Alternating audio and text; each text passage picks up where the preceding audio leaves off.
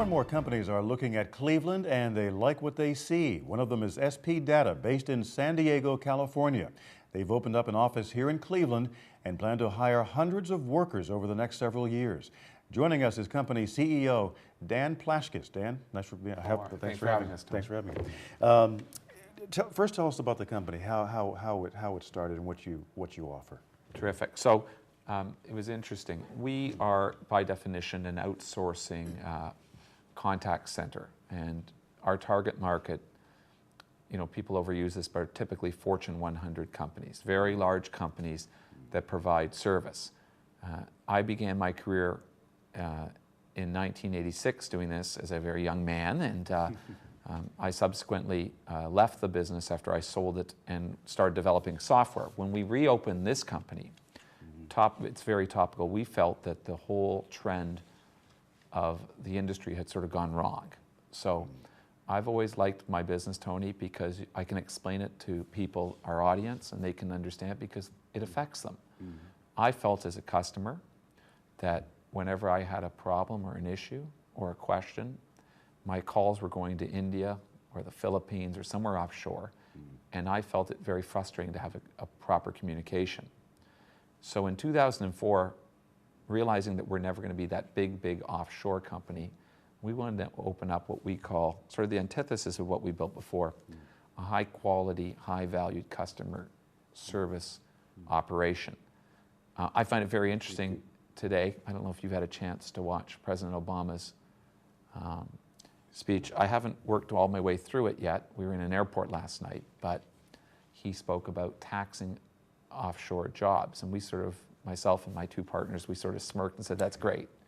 But just the idea is that we like to put our service in the hands of consumers who speak, and they speak to our customers, and they tell them we want to be, we want better service. So it's a customer service. It really, so what we said is if you go offshore, you're going for cost. You're not going because you want to treat your customers better. You're going because it's much more cost effective. And I say to you, Tony, what's the true cost?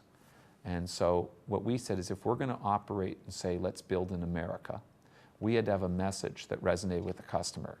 And so what we said is, okay, we're going to build high valued relationships. So our basic theory is that if you're a happy customer and you call them for service, we're going to try to blend service with sales. So happy customers buy more. And that's our premise for why we reopened and how we position ourselves different than someone that would go offshore. Okay, so it's call centers, Dan? It is call centers. Okay. We specialize in two areas really, telecommunications and financial services. I know telecommunications is broad, but we like to be on the leading edge of internet connectivity, mobile service, etc. On the other hand, we also specialize in financial service, and the segment that we launched here in Ohio is very interesting. It's insurance product, and why we like it is it's very sophisticated. The model in the industry is going that if you are going to buy or be serviced with a product, you have to be speaking to someone with an insurance license. Right. So we're going to be launching two kinds of programs here in Cleveland. One, what we call property and casualty insurance, so your home, your car, and the other is life and health products. And our sponsor, or our client, is a Fortune 10 or 20, one of the most recognized brands in the world. So they're very, eager to grow the business. Now, why was Cleveland so attractive to you? So that's a good question. So I think the earlier press had said we are a Canadian company. It's actually a San Diego company, but I am Canadian, and my first operation started in Canada, and then we came and built it into the States. At that time, we had accumulated around 30 different call centers across the United States. So Cleveland wasn't one of them.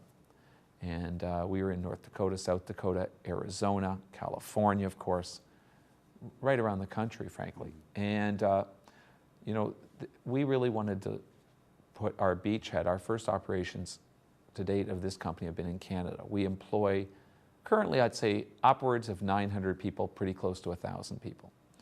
And we'd like to think that we create really a great work environment. And we wanted to go to a place where we thought, A, you had an educated workforce, B, that there was opportunity to find really great people, and C, where there's good infrastructure. And so for a few reasons, We settled on, I think Ohio was a pretty easy choice and Cleveland was an easy choice. The most interesting question is why did we decide downtown Cleveland versus a suburb? Because we had initially thought we'd be in a suburb. And I just think we like the city a lot. We see a real value and it's a great place. Yeah.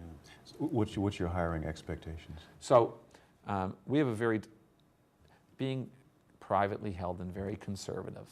You know, you're right, you had started off by saying there'll be several hundred jobs. It's obviously our goal to get here and, you know, be a long-term member of this community. And this is great to have an opportunity to speak to you. And secondly, to have good jobs. What we said in phase 1 to the government, phase 1 being, you know, we started really in December, but let's assume that January 1st is our startup. We expect by the end of April to have initially 120 people. We've upped that number. We're currently around, at the end of this week, let's say, we're about 60 people. My expectation is that will go next week to probably 80, 85, and that we'll get to about 150 by the end of April. So it's modest, it's a good start. Excellent. And we're really pleased with the people we've hired. They're incredible. Yeah. So when did you start operating in Cleveland? As I said, at the end of December, it wasn't really our choice, but the client was eager to get going and at least test and for us to get the kinks out. Okay. Talk about your clients. Who do you serve? Yeah, so, you know, I don't love talking about, but large scale, I don't like that. They don't like, well, it's a sensitive point for our clients as to who we represent, but there's 2 clients that we're representing in this market. And one of them I would think that all of us would know the brand very well if we recognize the emblem. It would be in one of the top 10 emblems. And then the other one's also one of the largest providers in the world in their space. So they're large-scale clients, and I have to apologize, but that's okay. You know, one of the things we need to do is keep utmost secrecy of who we're representing. Yeah. But they're good customers, and we love the work. Yeah. So most of the jobs in Cleveland will be call center. Yes, I mean, listen, you know, call centers are a pretty interesting industry. I mean, you think, you know, first of all, these things have become very good careers. You know, you're not bringing people in for 4 hours. These are 8-hour jobs. You know, imagine, you know, our philosophy is very different than what our competition. So, you know, in the insurance field, as a for instance, you have hundreds of thousands of people that get their insurance license and end up not working. So our competitors, typically what they might do is they'll go try to tap into these people that are home. But we say, okay, well, if they weren't great in the field, why would they be great behind a phone? Right. So we like to take people and we like to license them. So if I were to, so the first point I try to make to you is we'll take people that we just think are great customer people and we'll license them and make them a career in insurance. So I think that's pretty awesome. There's 2 kinds of licenses you'll need. So that's the one thing we've done and we're doing now. The staff, the management staff, you know, you have a reasonably large management staff in these operations. You have computers, telephony, right?